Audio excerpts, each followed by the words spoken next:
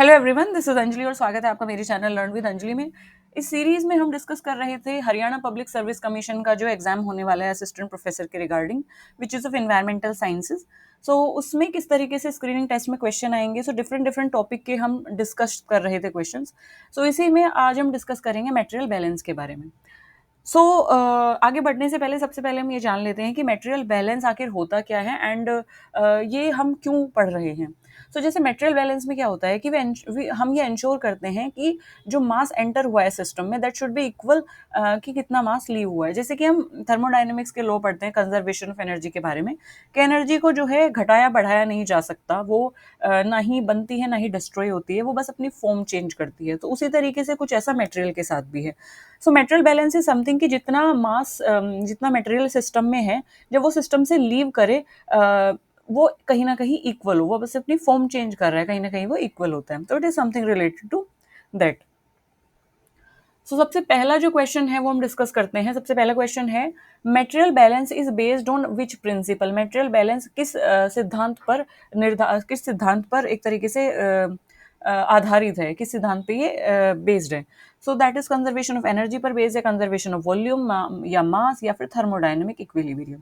तो अगर हम बात करें मटेरियल बैलेंस की which is something related to mass, तो ऑब्वियस सी बात है, आपको पता होना चाहिए मटेरियल की हम बात कर रहे हैं, हम यहाँ पे एनर्जी की बात बिल्कुल भी नहीं कर रहे हैं। तो एनर्जी से रिलेटेड ये नहीं होगा, वॉल्यूम से रिलेटेड ये नहीं होगा, क्योंकि हमारे पास दिया गया है एक्सप्लिसिटली कि वो कंजर्वेशन ऑफ मास से रिलेटेड भी है। तो आंसर नंबर जो सी है, ऑप्शन नंबर सी है, दैट इज करेक्ट कि मटेरियल बैलेंस जो है वो कंजर्वेशन ऑफ मास से रिलेटेड है। मटेरियल जो है, material balance it track the input output generation and accumulation of mass in the system. कोई भी सिस्टम है जैसे, तो मटेरियल बैलेंस ये ट्रैक करता है कि इनपुट में यानी सिस्टम के अंदर कितना मास है, जब वो लीव कर रहा है सिस्टम आउटपुट में कितना मास है, जनरेट वो कैसे हुआ है, एक्यूमुलेट कितना हुआ है। टोटल मिला के वो बैलेंस हुआ है कि नहीं हुआ है। तो मास जो है वो ना ही बनाया जा सकता है, ना ही उसको एक तरीके से डिस्ट्रॉय किया जा सकता है, वो अपनी फॉर्म चेंज करता है जस्ट लाइक एनर्जी। यही जो प्रिंसिपल है इसी पर बेस है मटेरियल बैलेंस। नेक्स्ट जो क्वेश्चन है that is a steady state process mean. Steady state process का मतलब क्या होता है। अगर आप स्टेडी स्टेट का मतलब देखें, अगर आप स्टेडी स्टेट को, इंग्लिश एक वर्ड है इसका, अगर हम मतलब देखें तो स्टेडी स्टेट इज समथिंग जो कि बदल नहीं रही है। कोई भी चीज जो स्टेडी कंडीशन में है, जो चेंज नहीं हो रही है, that do not change over time. Input यहाँ पे क्या होगा, आउटपुट के इक्वल होगा और एक्यूमुलेशन जीरो होगा। दैट इज, तो स्टेडी स्टेट प्रोसेस का मतलब क्या है। तो जैसे स्टेडी नाम से ही पता चल रहा है, तो आपको पता होना चाहिए कि इसमें ऑप्शन क्या होगा। आंसर इसका नंबर होगा बी, कि there is no change with time. Time के साथ, समय के साथ उस प्रोसेस में कोई बदलाव नहीं आ रहा है, वो स्थिर प्रोसेस है, वो स्टेडी स्टेट प्रोसेस है। The process variables are time variant through spatial gradient may exist, but steady state में क्या होता है, कोई चेंज नहीं होता है। A mass balance for a steady state system with no accumulation is given by, जैसे कि अभी अभी मैंने आपको बताया था। इसमें बोला गया है कि जो मास बैलेंस होगा किसी भी स्टेडी स्टेट सिस्टम के लिए जिसमें कोई एक्यूमुलेशन नहीं हो रहा है, तो एक्यूमुलेशन कितना है, वहां पे जीरो है, तो हम मास बैलेंस उसको कैसे देंगे। मास बैलेंस कितना होगा, ना तो इनपुट ज्यादा होगा ना ही आउटपुट कम होगा, ना ही आउटपुट ज्यादा इनपुट कम होगा, ना ही आउटपुट जीरो होगा, ना ही इनपुट आउटपुट प्लस एक्यूमुलेशन होगा, क्योंकि एक्यूमुलेशन तो जीरो होता है। तो किसी भी स्टेडी स्टेट सिस्टम में क्या होता है, इनपुट जो है वो किसके इक्वल होता है, आउटपुट के इक्वल होता है। Here is the answer, input होता है आउटपुट के इक्वल, वहां पे एक्यूमुलेशन जीरो होता है, जैसे कि आपको बताया गया है कि कोई भी एक्यूमुलेशन नहीं होता है। Here I am talking about steady state system. Input is equals to output without generation or accumulation. What enter exist the system. तो इनपुट जो है वो आउटपुट के इक्वल होता है। कैसे होता है, जितना भी मास अंदर है वो एक तरीके से एग्जिट किया है, तो वो उतना ही मास एग्जिट किया है, तो इनपुट जो है आउटपुट के इक्वल हो जाता है। What enters must exit the system. This is what it is saying. Next question is in a batch process the accumulation term is। batch process में accumulation किस टर्म को एक तरीके से बेस्ट डिपिक्ट करता है, तो ये डिपिक्ट करता है टाइम डिपेंडेंसी को।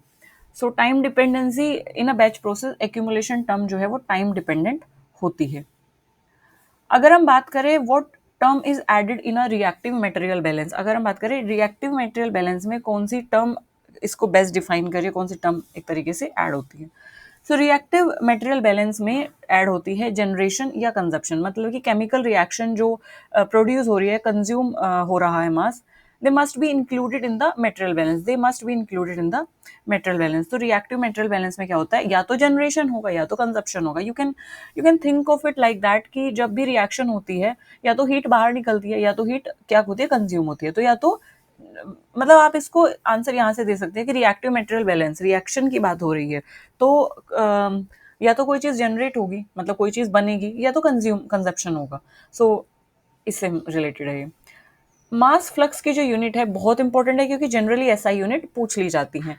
सो मास फ्लक्स की जो यूनिट है that is kilogram per metre square second, per second मतलब into second. So mass flux जो है that is related to mass transfer per unit area per unit time.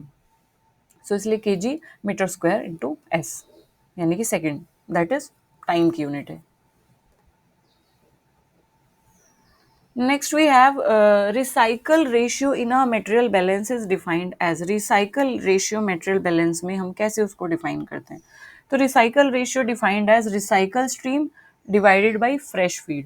तो recycle ratio measures the proportion of recycled material to the fresh feed, कि कितना recycle हुआ है material, fresh कितना था, तो उसके रेशियो को हम recycle ratio बोलते हैं। कंटिन्यूअस स्टर्ड टैंक रिएक्टर जो होता है steady state assume, continuous stirred जो टैंक रिएक्टर होता है स्टेडी स्टेट में हम उसमें क्या अजम्पशन रखते हैं, तो उसमें हम अजम्पशन रखते हैं कि परफेक्ट जो मिक्सिंग होती है और जो कंपोजिशन रहेगा वो यूनिफॉर्म रहेगा, मतलब सेम रहेगा। मिक्सिंग जो है वो परफेक्ट और एक तरीके से कंपोजिशन जो है वो यूनिफॉर्म रहेगा इन CSTR यानी कंटिन्यूअस स्टर्ड टैंक रिएक्टर में। कंट्रोल वॉल्यूम अप्रोच जो है मटेरियल बैलेंस में वो रेफर करती है, किसको रेफर करती है, तो कंट्रोल वॉल्यूम अप्रोच जो है मटेरियल बैलेंस में वो रेफर करती है फाइनाइट रीजन को, फाइनाइट रीजन जो होता है स्पेस में उसको ये रेफर करती है कंट्रोल वॉल्यूम अप्रोच।